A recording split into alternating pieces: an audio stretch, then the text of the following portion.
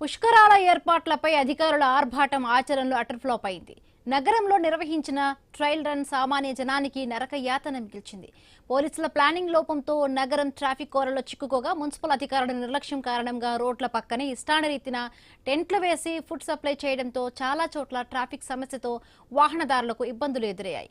అత్యవసర వాహనాలకు కూడా దారి ఇవ్వలేని స్థితిలో ట్రాఫిక్ విభాగం చేతులెత్తేయడం సర్వత్రా విమర్శలకు దారితీస్తోంది. ట్రయల్ రన్ కే తలకిందులైన యంత్రాంగం పుష్కరాల సమయంలో లక్షలాదిగా వచ్చే భక్తులను ఎలా నియంత్రిస్తారని జనం ప్రశ్నిస్తూ ఉన్నారు. ఈ అంశంపై ఐ న్యూస్ ప్రతినిధి గణేష్ అందిస్తున్న వివరాలు ఇప్పుడు చూద్దాం. పుష్కరాలు వైభవంగా జరగబోతున్నాయి. దీనికి సంబంధించి వాళ్ళ మహాశివరాత్రి కావడంతో రాజమండ్రి పరిసర ప్రాంతాల్లో గోదావరి పుష్కరాలకు ముందే ట్రయల్ రన్ నిర్వహించే ప్రయత్నం చేస్తున్నారు.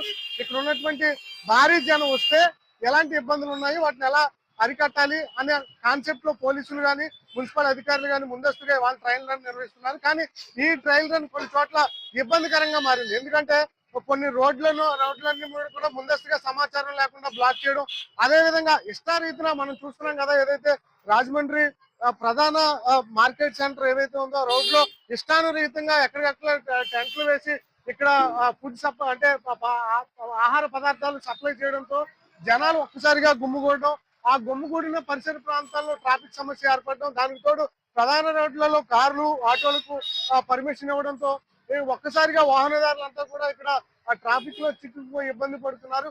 మనం చూస్తున్నాం కదా, ఇలా ఇష్టారీతిన పర్మిషన్లు ఇస్తే కొంత ఇబ్బందులు ఏర్పడే అవకాశం కనిపిస్తుంది. అందువల్ల రానున్నటువంటి పుష్కరాలకు ఈ రోడ్ల సైడ్ ఏవైతే టెంట్లు వేశారో ఆ టెంట్ల కారణంగా పూర్తిగా జనాలు ఎవరైతే ఉన్నారో వారంతా కూడా వాటి మీదకి ఎగబడి అవి ట్రాఫిక్ సమస్యను సృష్టిస్తున్నటువంటి సందర్భం కనిపిస్తుంది. 2015లో మనం చూసాం, గోదావరి పుష్కరాల్లో 25 మంది తొక్కిసలాట్లో చనిపోయినటువంటి విధానం దేశవ్యాప్తంగా కూడా సంచలనం సృష్టించింది. అలాంటి సమస్యలు రాకుండా ఉండాలంటే రానున్నటువంటి పుష్కరాలకు ఖచ్చితంగా కఠినమైన నిబంధనలు అమలు చేయాల్సినటువంటి పరిస్థితి ఏర్పడడం జరిగింది. కుంభమేళలో మనం చూసాం, కోట్లాది మంది చాలా మంది జనం అక్కడికి వెళ్లడంతో చాలా ఇబ్బందులు చూశారు.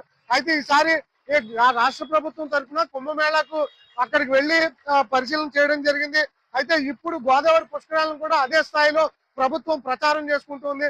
అంటే గోదావరి ఎక్కడైతే నాసిక్ నుంచి మొదలు ఎండింగ్ అంతర్వేది వరకు కూడా ఎక్కడ స్నానం చేసినా పుణ్యఫలం లభిస్తుంది. కానీ నాయకుల ప్రభుత్వాల ఆర్భాటాలు రాజమండ్రి పుష్కర్ ఘాట్ లోనే స్నానం చేస్తే పుణ్యం లభిస్తుందన్న ఒక ప్రచారం ఉండడంతో చాలా మంది భక్తులు రాష్ట్ర నలుమూలల నుంచి దేశంలో ఉన్నటువంటి ఇతర రాష్ట్రాల నుంచి కూడా పెద్ద ఎత్తున భక్తులు వస్తూ ఉంటారు.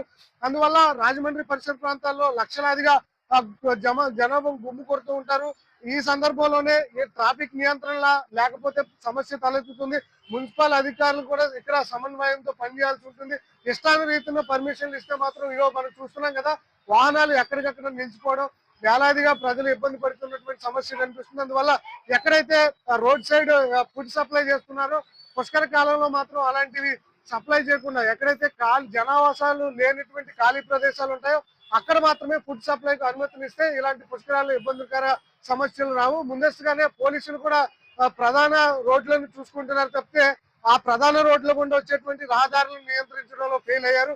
మొత్తంగా అయితే ఇవాళ శివరాత్రి రోజు సందర్భంగా నిర్వహిస్తున్నటువంటి ట్రయల్ రన్ అధికారులకు చుక్కలు చూపిస్తుంది. చాలా చోట్ల సమస్యలు ఏర్పడ్డాయి. పలు చోట్ల ఈ ట్రాఫిక్ నియంత్రించడంలో పోలీసులు ఫెయిల్ అయ్యారు, మున్సిపల్ అధికారులు ఫెయిల్ అయినటువంటి సందర్భం కనిపించింది. మొత్తంగా ట్రయల్ రన్ అయితే కొన్ని సమస్యలు తెలుసుకోవడానికి మాత్రమే పోలీసులు అదేవిధంగా మున్సిపల్ సిబ్బంది నిర్వహిస్తున్నారు. కాబట్టి ఎక్కడైతే సమస్య వస్తుందో వాటిని ఐడెంటిఫై చేసి త్వరితగతిన రానున్నటువంటి పుష్కరాల 12 రోజుల సమయంలో ఎలాంటి ఇబ్బందులు లేకుండా చేయాల్సినటువంటి పరిస్థితులు అయితే పోలీస్ డిపార్ట్మెంట్ కావచ్చు, ఇతర మున్సిపల్ శాఖలకు కావచ్చు, ఇవన్నీ కూడా ఒక సవాలుగా మారబోతున్నాయి. ఎందుకంటే 1 కోటి మందికి పైగానే రాజమండ్రి పుష్కరాలకు వచ్చేటువంటి అవకాశం కనిపిస్తుంది. ఇప్పటికే కోట్లాది రూపాయల బడ్జెట్ ను ఈ పుష్కరాల కోసం ప్రభుత్వం కేటాయించడం జరిగింది. ఇంకా డెవలప్మెంట్ పనులు జరగాల్సి ఉంది.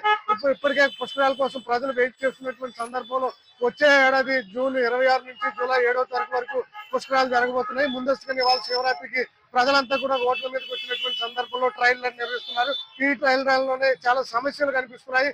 ఈ సమస్యలను అధిగమించాలంటే ఖచ్చితంగా కఠిన నిబంధనలు అమలు చేసి ఇలాంటి ట్రాఫిక్ సమస్యలు లేకుండా ప్రజలకు ఇబ్బంది లేకుండా ఈ నిబంధనలు ఎవరైతే ముందుగానే పర్మిషన్లు తీసుకుని ఇలాంటి ఫుడ్ సప్లై కానీ లేదా నియంత్రణ విషయంలో జాగ్రత్తలు పాటించాల్సినటువంటి పరిస్థితి అయితే రాజమండ్రి పుష్కరాల సమయంలో కనిపిస్తుంది. కెమెరామెన్ బాలుతో గణేష్, ఐ న్యూస్, రాజమండ్రి పరిసర ప్రాంతంలో.